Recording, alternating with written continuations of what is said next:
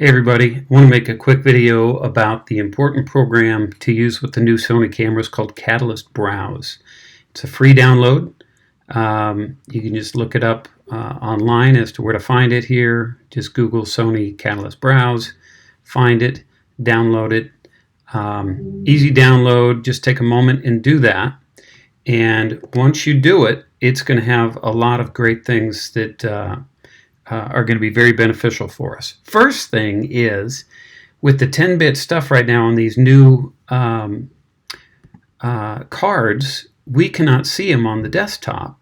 Like if I open the card here, all I get is a thing that says clip, but I can't open or see what this XML is. Okay, excuse me, even the MP4, it doesn't show it.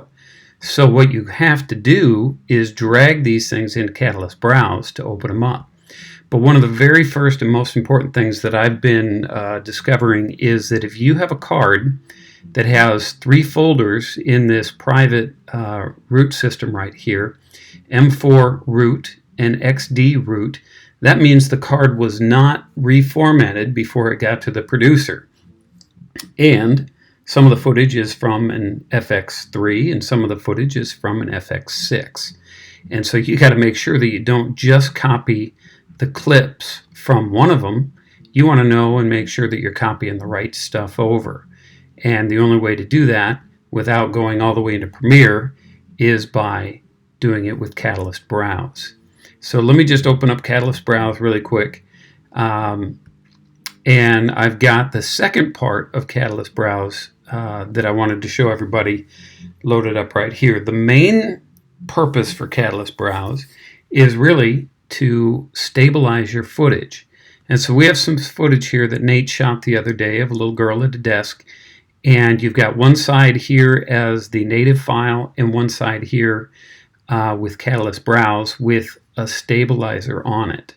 What it does is it zooms in a little bit and it stabilizes the image, and you get to decide how much you zoom it in and for the how much shake you want to get rid of. But check it out here. Watch one to the other and you'll see a lot of hand shake on the left and a lot of smoothness on the right.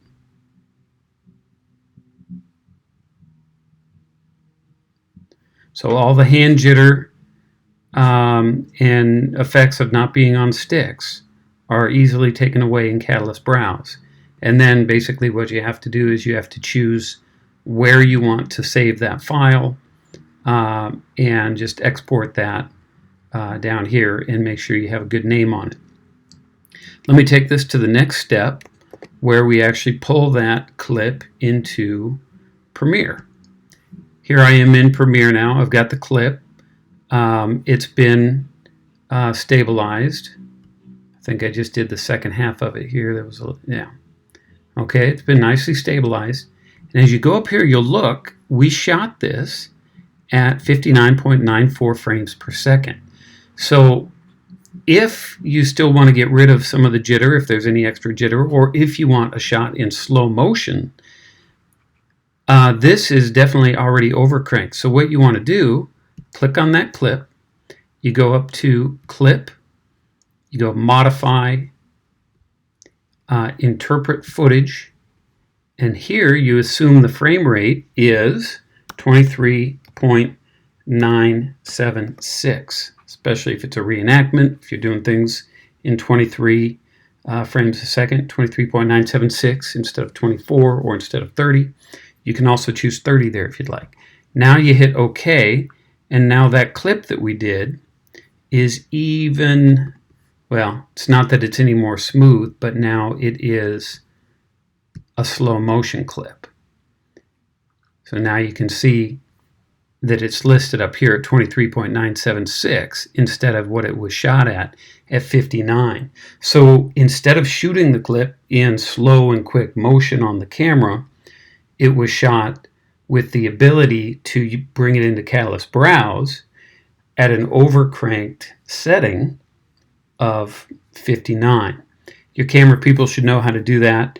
And then we just need to make sure we know how to slow it back down to the right frame rate that we want.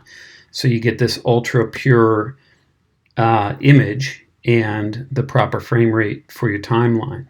So again, just a very beautiful shot. This also could be really helpful in a shot that has lots of movement, where you really want to, slow it down, capture it with stillness.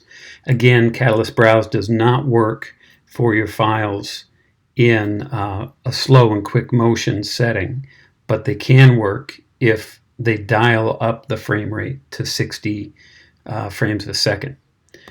I hope that was helpful. Again, if I want to look here, going back to the very first problem I was trying to solve, I can't tell what this clip is. It's trying to open up, an older program that we haven't used for years. But if I actually open, again, Catalyst Browse, and if I go to finding, okay, here's, let me go down to that untitled. This is my card, private. It's giving me two options right here. M4 root, let's look at these.